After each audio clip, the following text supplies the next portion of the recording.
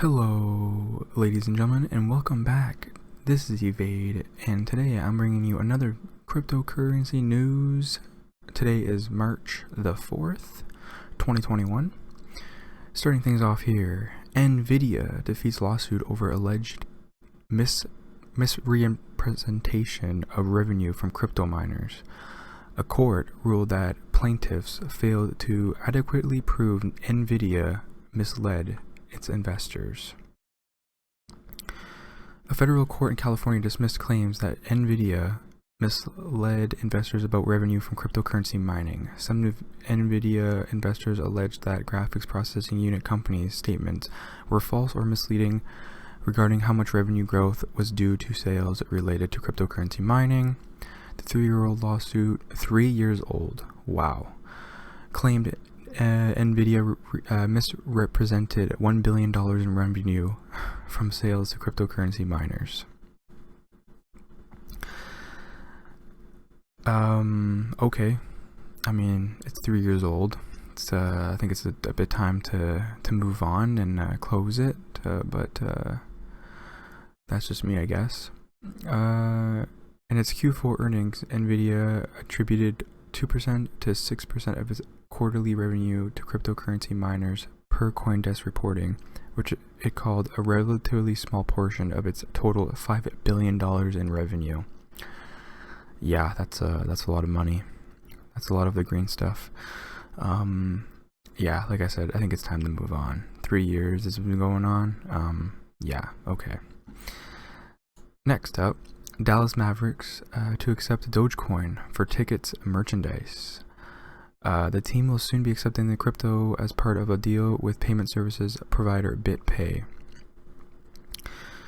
Dogecoin, the Shiba Inu represented cryptocurrency, is heading to the National Basketball Association. The Dallas Mavericks will soon be accepting the meme-based cryptocurrency as part of an agreement with crypto payment services provider BitPay, which is rolling out the coin as a payment option for merchants and consumers. That's crazy in my opinion, considering Dogecoin was just supposed to be a meme coin. The fact that a national basketball team is going to be accepting it for its merchandise and tickets, that's kind of crazy to me. But hey, the more adoption, I guess, the better. I mean, there you go, Elon Musk. I know he loves Dogecoin. Year to date, Dogecoin has risen about 1,000%, trading about 5 cents at press time, and now has a market cap of more than $6 billion. Earlier in the year, it was above $10 billion. Wow. That's awesome. Next piece of news, market wrap. Bitcoin falls to $48,000 as Fed's Jerome Powell makes no new promises. Ether drops. Bitcoin price quadrupled last year and have rallied 66% this year on speculation the cryptocurrency could serve as an inflation hedge. Bitcoin's price fell by the most in a week after U.S. Federal Reserve Chair Jerome Powell acknowledged he would be concerned, I'm doing quotes right now, by tightening financial conditions because rising U.S. government bond yields put upward pressure on borrowing costs. The comments might signal more hesitation in providing fresh monetary stimulus. Bitcoin prices quadrupled last year and have rallied 66% this year on speculation the cryptocurrency could serve as an inflation hedge in the face of trillions of dollars of money printing by central banks around the world. As of press time, Bitcoin was changing hands around 48,204, down about 4.5% over the past 24 hours. And I believe I just checked the price, and I believe it's sitting at about 46,500 right about now, I believe. So it's down a little bit more. But like I said in my previous videos, short-term volatility, short-term downtrend, in my opinion, does not matter. I personally believe that long term, I think we look solid, very solid, and I guess we'll just see what happens. To tie it all together, Peter Brandt says that Bitcoin may hit 100,000 or 1 million, but does not owe anything to cryptomaniacs. Peter Brandt, who has been in commodity trading since the 70s, has taken to Twitter to tell off cryptomaniacs for being too greedy in their expectations of Bitcoin. He believes that even if Bitcoin can reach 50,000, it already has, 100,000 or even $1 million, the greed of cryptomaniacs will eventually be their demise. Here's the tweet. Whether it be from 50,000, 100,000, or $1 million, the greed of cryptomaniacs will eventually be their demise. Will it? I don't know. Because it seems like, honestly, most people, when it comes to Bitcoin or cryptocurrency market, have no idea what the hell they're talking about. They honestly don't know. Nobody knows. I mean, I'm just a guy giving you the news, talking on a mic, and nobody knows what's going to happen today, tomorrow, next year, next month, 10 years from now, 20 years from now. Nobody knows unless you have a time machine, and if you do, please let me know, because I would love to know. And honestly, this news is whatever. I'm just gonna basically skip over it, because whatever, who cares? MicroStrategy stock closes more than 50% down from its all-time high, trading high. The publicly traded business intelligence for MicroStrategy has won plaudits. What does that even mean? Who writes this? For its Bitcoin-centric treasury approach in recent months. But the firm's stock price has fallen significantly since it peaked in early February. Data from NASDAQ shows that MSTR closed on February 9th at $1,272.94, having hit an all-time trading session high of $1,315. The MSTR stock price closed at $645.66 Thursday. That represents a decline of 50.9% from the February 9 trading high and a 49.2% decline from the closing price that day. Here's a chart right here. You can see going down. As previously reported, MicroStrategy added $1.02 billion in Bitcoin to its treasury late last month after raising roughly that amount in a corresponding debt offering. MicroStrategy disclosed its most recent purchase on March 1st, accounting for $15 million in Bitcoin. According to data collected by the block, MicroStrategy's total Bitcoin holdings stand at 90,859 Bitcoin, an amount worth $4.36 billion. I think they're going to accumulate more. I think they're going to keep accumulating more, because I think they know where things are going. We're living in the future. Everything is going digital. Everything is going to be digital. And this, I guess here's a chart right here, and this can basically pretty much tie into Ripple's news that came out, and I can tell you why in a second. Ripple pilots a private ledger for central bank digital currencies. Central bank digital currencies. Now, central bank digital currencies, they're not going to do anything. It's literally fiat currency digitized, so meaning governments can still print unlimited supply of it. There's no scarcity to it. It's just going to be digital, which, let's be honest, everything is already pretty much digital. How many people pay in cash nowadays? Literally, I don't think I've used cash. I still have like $60 in cash in my wallet, and I probably have had it in there for months now. Like, literally nobody uses cash. Nobody. I use debit, which is digital fiat debit card, or I use my credit card, which is also digital.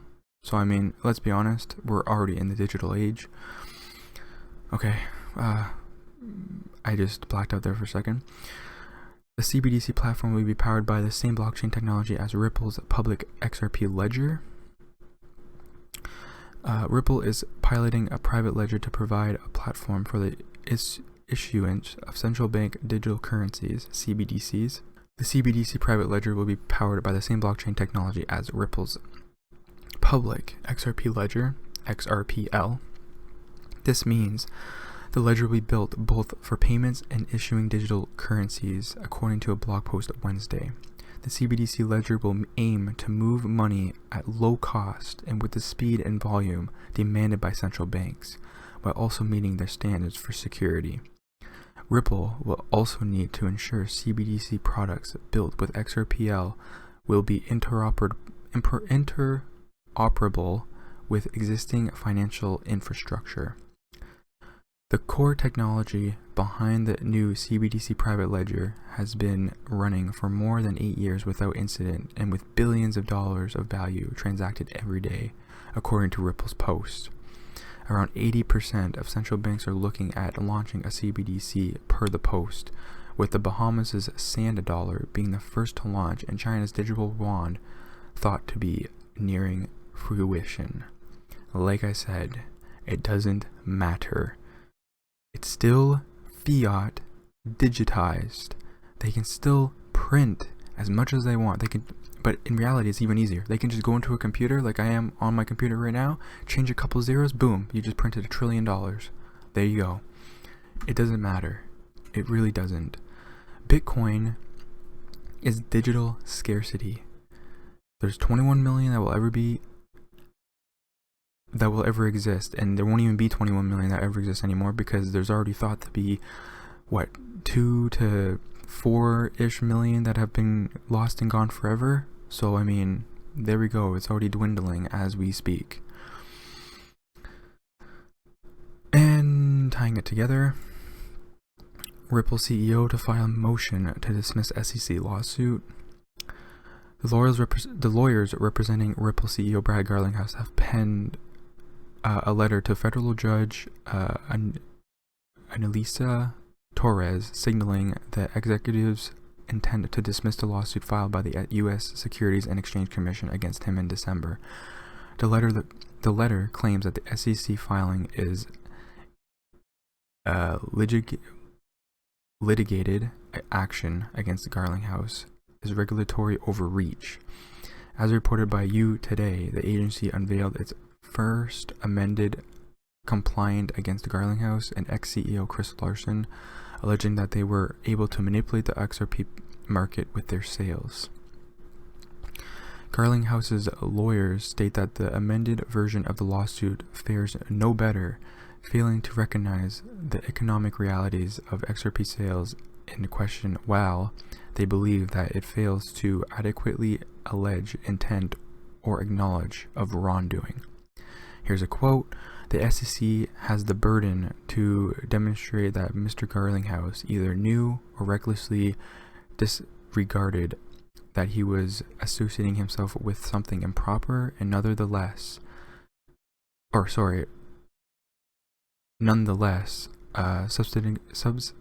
substantially assisted Ripple in committing that violation." I mean, I have no comment on this. It is what it is. The SEC lawsuit has already gone on long enough. It'll probably go on even longer. It doesn't matter. In the end, whatever wins.